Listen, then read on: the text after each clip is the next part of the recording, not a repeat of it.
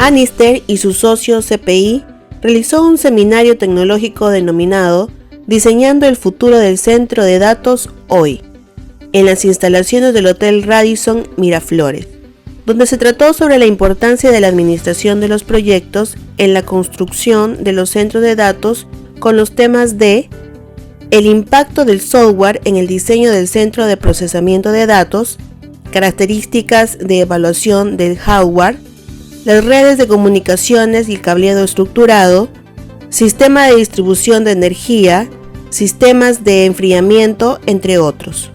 Muy pronto estaremos presentando el seminario completo en nuestra sesión de webinar y web conference en nuestro portal. A continuación, veremos un resumen del evento por nuestro portal TV. Con la administración de proyectos. ¿Por qué es importante la administración de proyectos? ¿Cuántos de ustedes no se han detenido implementando un proyecto porque les faltó un conector? O porque no llegó el cableado, o porque no llegaron los power cords para poder alimentar el equipo de la PDU al servidor. ¿Y qué sucede en ese momento?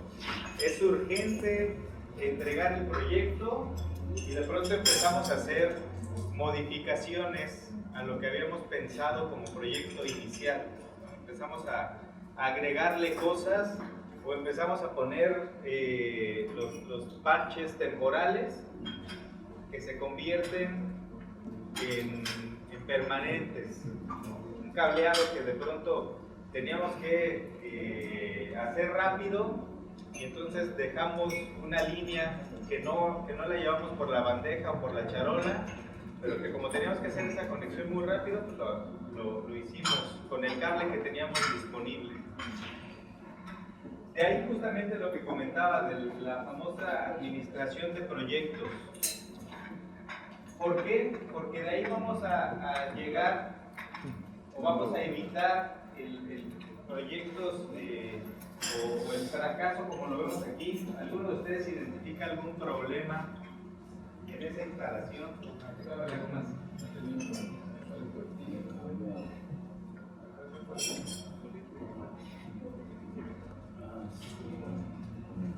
El de la única. ¿Alguien? Los cables. El cableado. Bueno, de los cables podemos hablar mucho. ¿Cuál? Una de las tantas cosas que está mal del cableado ahí, ¿cuál sería? No digo que no. Están desalineados. Son fueros rápidos. Hay varios tipos de cables, cableados colgados, Más distribuidos. en el piso, no están bien peinados, no están bien administrados. Faltan puertas de estos gabinetes. ¿Por qué le faltarán las puertas? El cable está jugando el espacio. ¿Quién falta de anotarse aquí en la...? Por los mismos cables. La ventilación, todos ya están. Sí, faltan los pH. No cierran. Se tuvieron que quitar las puertas porque no cierran. ¿Sí? Porque incluso se empezaron a instalar equipos más profundos, como los que vemos aquí, que no nos permitían ya cerrar la puerta. Algunos cables de esos servicios que les decía, que de pronto urgía habilitar ese servicio y entonces se metió un cable, se cruzó y ese cable que decíamos que iba a ser momentáneo se convirtió en permanente. Tenemos que pensar en construir un data center y ahora se empiezan a enfrentar en todos esos retos que no se vieron hace 30 años o que poco a poco han ido adecuando para poder mantener la operación de ese espacio. Si a ustedes les dijeran ahorita para cuántos años va a estar diseñado tu centro de datos, ¿para cuánto tiempo tendrían que pensar? ¿De 3 a 5 años? En 5 años, mira, Cambia la tecnología de los equipos que instalamos, pero la infraestructura 10 a 20 años. Yo creo que 20 años podría ser un parámetro bastante bueno y ya no tan conservador de cómo tendríamos que diseñar. O sea, para el 2025, no, tendríamos que pensar en algo más a futuro. Ahora, ¿cómo tenemos que pensar en eso? Bueno, lo veíamos en las tendencias, ¿sí? Tenemos que pensar en el impacto del software en el centro de datos, ¿sí? Basado en los servicios que cada vez necesitamos más, ¿no? El software como pilar. ¿Qué nos conviene más? ¿Construir un data center o llevar nuestros servicios a un proveedor, a un tercero? ¿Sí? Que toda nuestra operación la maneje alguien más. O un híbrido. ¿Sí? Tener propio data center y tener el backup en algún otro servicio. Amazon es de los principales que ofrece ese tipo de servicios. Amazon Web Services. Está también Microsoft, IBM, Google, Salesforce. O pensar en construir. A nivel financiero también puede representar ventajas el hacerlo de este modo, ¿sí? Con un proveedor de servicios, a construirlo de manera o un data center propio. Va a depender mucho. Si es una entidad financiera, si es una entidad de seguridad pública o seguridad nacional, bueno, tal vez ahí sí no conviene tenerlo con uno de estos, convendrá tenerlo de manera local o una entidad financiera. ¿Qué otra empresa o qué otro rubro imaginan que necesariamente debería de tener su propio data center lejos de tenerlo tercerizado? Bancos.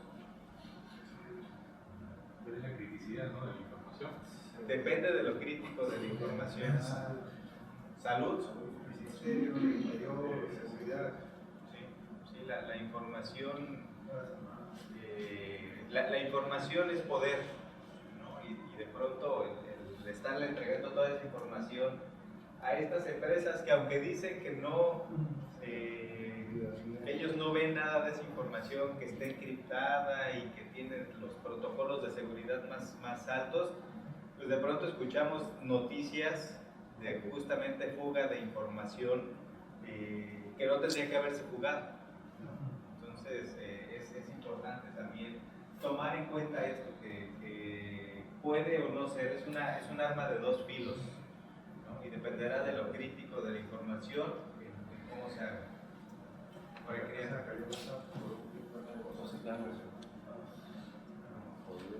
Sí, la caída de los principales portales de internet, regularmente cuando escuchamos que se cae alguno de los grandes, es por la caída de uno de estos, que son los que les dan soporte. O sea, muchos de los servicios, por ejemplo, de Facebook, los tiene Amazon. Cuando se va WhatsApp, cuando se va Instagram, ¿cuáles son las tres? Es Facebook, Instagram y WhatsApp. No, Twitter es totalmente independiente a ellos. Los tres que pertenecen a Facebook es Facebook, WhatsApp e Instagram. Cuando se va cualquiera de uno de esos tres, le afecta a los otros dos, justamente porque comparten la misma infraestructura. El impacto del hardware, por aquí mencionaban, bueno, cada 3 a 5 años el hardware se renueva, la famosa renovación tecnológica. Que ese es en el caso ideal. También nuevamente aquí la pregunta, ¿cuál es el equipo de IT más viejo que tienen actualmente operando? ¿Cuántos años tienen? La gran mayoría de los servicios los podemos llevar en fibra, pero habrá algunos otros que necesiten cobre. Cobre vemos aquí cantidades exageradas de cableado y de pronto está el tema de que es más caro, fibra o cobre, ¿no? Y cuando vemos, si la fibra es más costosa, pero cuando hacemos esto, ¿sí? Los costos seguirán siendo, ya a estos niveles el costo prácticamente es lo mismo, ¿no? Y tal vez convendría más meter fibra que llevar todo este cableado, porque es mucho más sencillo administrar unas cuantas fibras que administrar miles de cables de cobre. Si les pidieran que retiraran un servicio de aquí, está bien peinado, está bien administrado. Bueno, acá en Otrato, ¿ya vieron? Ya empiezan los tendederos, las telarañas. Pero si les pidieran que retiraran un servicio de ahí, ¿qué harían? Pues lo dejan. No. Lo dejan ahí y sucede lo que veíamos en la imagen, en la primera imagen. Se empiezan a quedar cableados y se montan nuevos servicios y se dejan otros más ahí. Entonces empezamos a tener un montón de cableado, mucho cableado que ya no es útil, pero que no lo quitamos o porque ya no es fácil quitarlo o porque tenemos miedo en quitarlo. Entonces, este es pues uno de los parámetros que tenemos que considerar. Las velocidades de transmisión también son importantes, aunque ahora vemos que pues, de categoría 6A en cobre no damos el brinco. ¿Por qué? Hay 7A. Hay 7A. Hay 7A, por ahí también se habla de la 8, pero ¿por qué no? Porque en la actualidad no necesitamos más que 6A. Y si necesitamos más de 6A de velocidades de transmisión, brincamos a fibra. Es mucho más sencillo hacer esa migración. ¿Cómo vamos a hacer la distribución del cableado en nuestro data center? Vamos a tener gabinetes de distribución en los extremos de las filas, end of row. Vamos a tener distribución en la parte superior de los gabinetes, top of rack. Vamos a tener redundancia, ¿sí?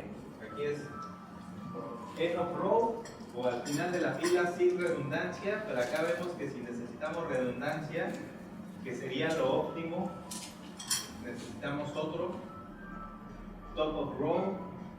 Necesitaríamos también redundancia aquí, seguramente internamente necesitamos tener dos sistemas de distribución. La misma escalerilla también tenemos que llevar dos métodos de distribución o al centro de las filas sin redundancia o con redundancia. ¿Cómo lo harían? Se empieza a convertir cada vez más complejo el diseño del data center, ¿no? Y por eso es nuevamente la recomendación de ver los estándares o las recomendaciones. Aquí, ninguna de las que está aquí es ni más buena ni más mala que la anterior. Es simplemente diferentes topologías de cómo hacerlo y cada uno de ustedes las tendrá que adecuar a la operación y la aplicación que tengan en su centro de datos. O sea, no hay una mejor que otra, o no existe la buena para esto. Todas son relativamente buenas. Ahora, la altura del gabinete, algo que no mencioné cuando estábamos viendo los estándares, que casi siempre menciono y me recordaron hace un momento, es preguntar si alguno de aquí es arquitecto. ¿No? ¿Algún arquitecto? Entonces podemos hablar mal de los arquitectos. ¿Cuántos espacios en los que está instalado un data center no está diseñado en el espacio para albergar un data center? La gran mayoría. ¿Cuál es la altura entre en un piso en un edificio comercial? 2 metros 50, 3 Ajá, metros ya 3 siendo metros, sí. generosos. Ajá. Ok. No 50 metros más. El gabinete más bajo, de 42 unidades de rack, mide 2 metros. Si le quitamos las llantas, mide 1,95. Pero perdemos la movilidad. Ahora, 2 metros 50. ¿Cuál es la altura del piso falso?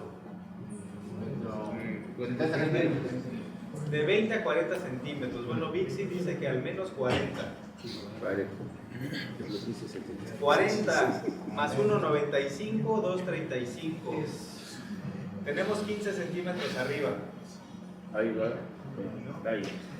¿Y el cableado por dónde lo vamos a llevar? ¿Lo llevamos por arriba? Ya no vamos a poder meter las manos. Y si lo llevamos por abajo, se va a convertir en una obstrucción para el flujo de aire. Entonces esto también es para esta información llevársela a los arquitectos y que considere justamente esas medidas. Que el data center no puede estar en un espacio diseñado para oficinas o para casa habitación, ¿no? Un ambiente especial. ¿Sí? Tiene que ser un ambiente especial y para eso justamente lo que comentábamos hace rato, bueno, hay una altura mínima de piso falso si es que vamos a llevar, hay una altura recomendada mínima del piso falso al plafón falso o a la cámara plena y hay una altura recomendada de la cámara plena a la losa, al concreto. Si no, vamos a empezar a tener problemas.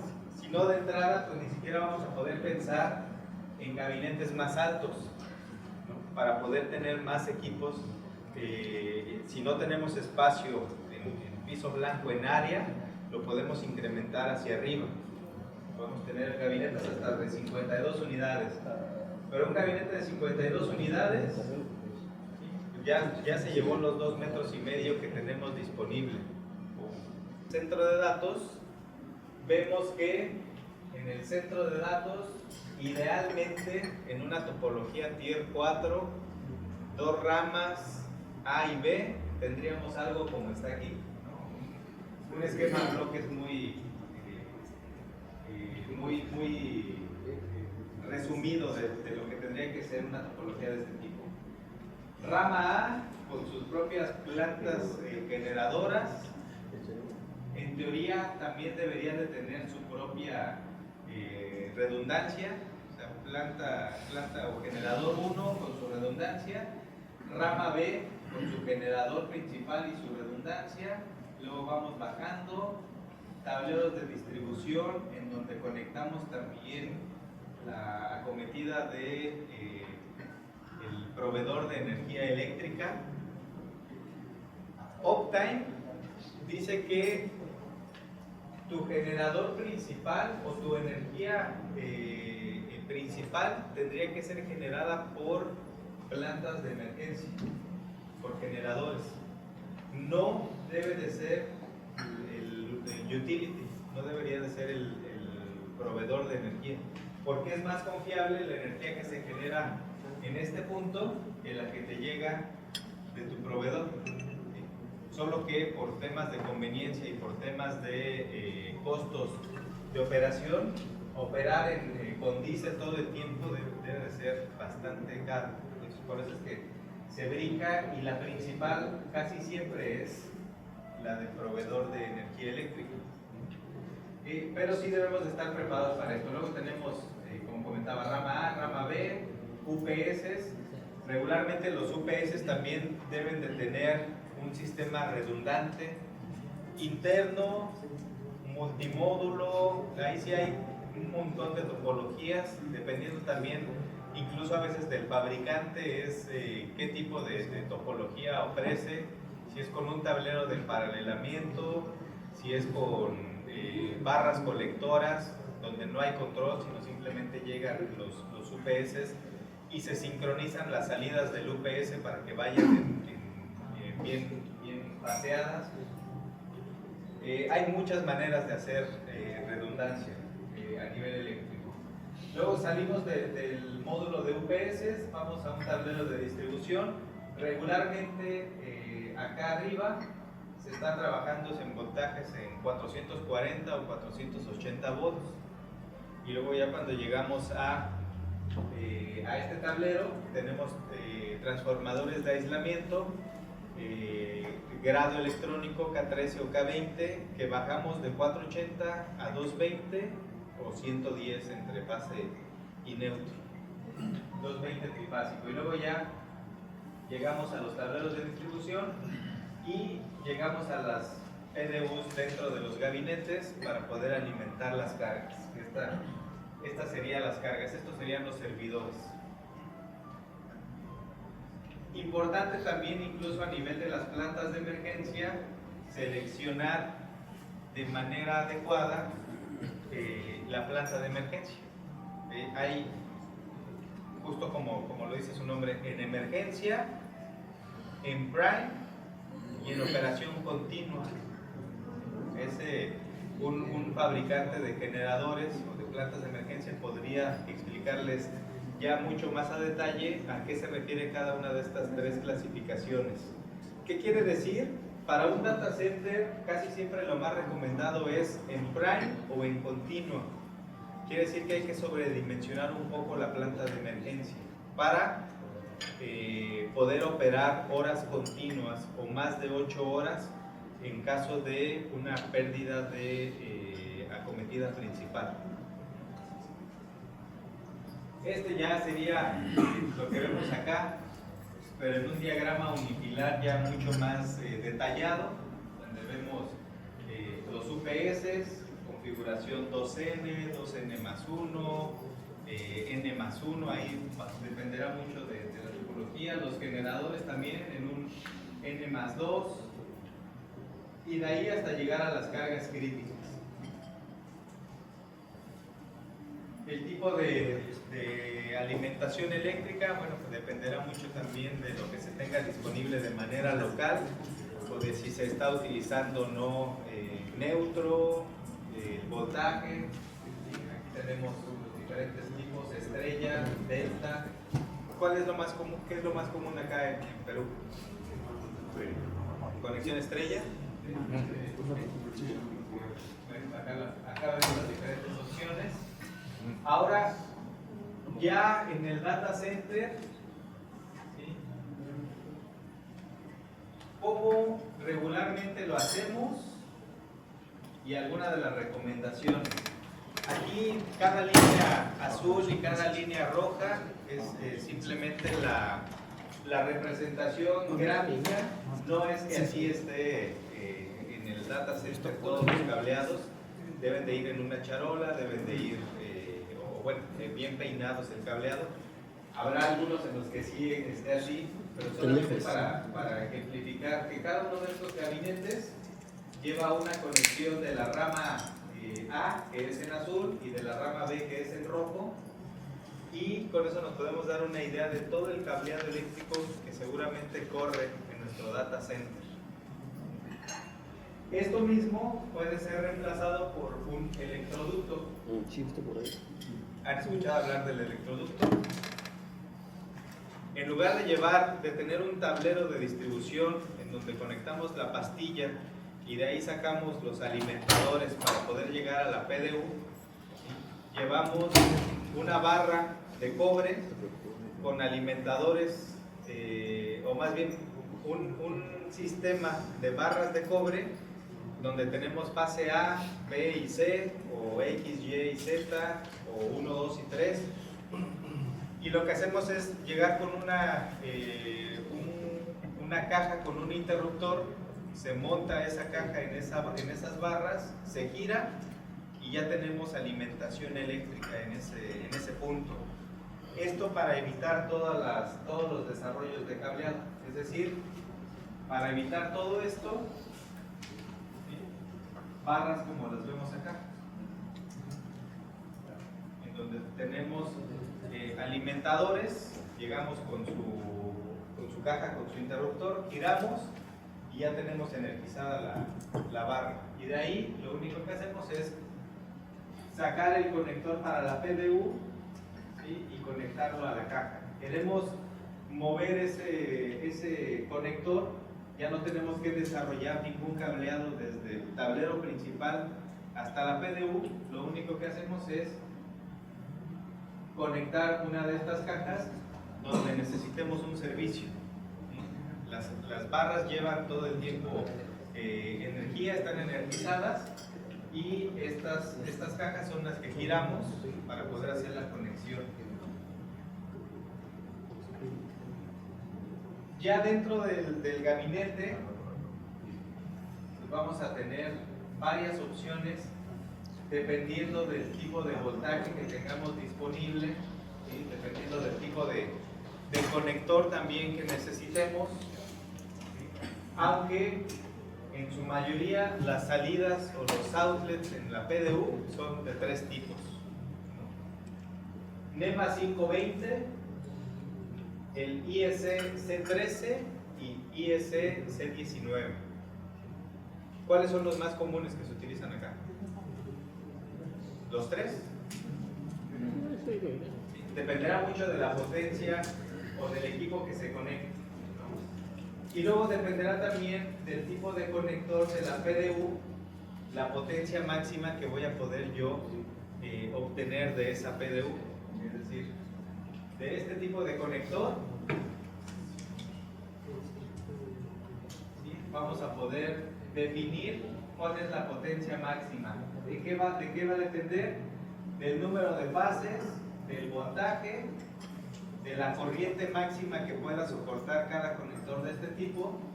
Vamos a ver la potencia máxima que vamos a sacar de cada una de esas PDUs, llegando en el caso extremo hasta 34.5 kilowatts.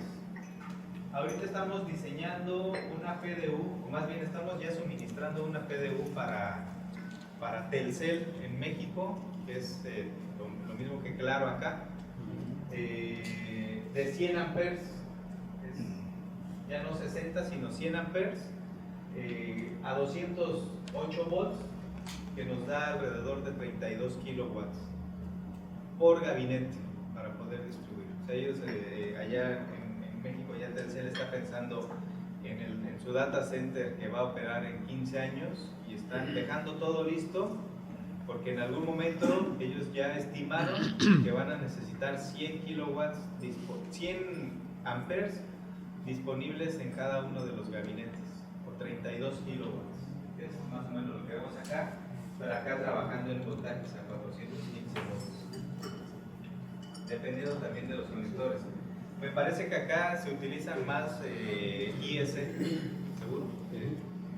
32, 63 amperes, entonces sería más como de este tipo, ¿no? Una fase, o este de acá, el de 3 fases. Voltaje 220. Bueno, el impacto de la densidad de potencia es justamente esto, lo que hemos venido viendo durante toda la presentación. Es 3.3 kilowatts el promedio, pero podemos brincar hasta 18.4 kilowatts, es decir, estos 10 gabinetes concentrarnos en solamente 2. Ahora, para poder lograr eso, está ahora el reto. Ya vimos que eléctricamente sí lo podemos hacer. Ahora el reto es en enfriamiento. ¿Sí? Este es el ejercicio de un data center de 500 kilowatts. En esta distribución ocuparíamos este espacio, 344 metros cuadrados en 100 gabinetes. Con esta distribución, esos mismos 500 kilowatts los tenemos en 120 metros cuadrados en 22 gabinetes. Este fue un caso real que llevamos a cabo, en donde el cliente tenía este diseño y lo llevamos a este escenario. En este escenario tenían 10 unidades de enfriamiento, ¿sí?, perimetrales, sin redundancia. Las 10 tenían que estar operando para poder darle soporte a los equipos. Y de este lado 4 unidades de enfriamiento, sí, más grandes, pero una apagada, en redundancia.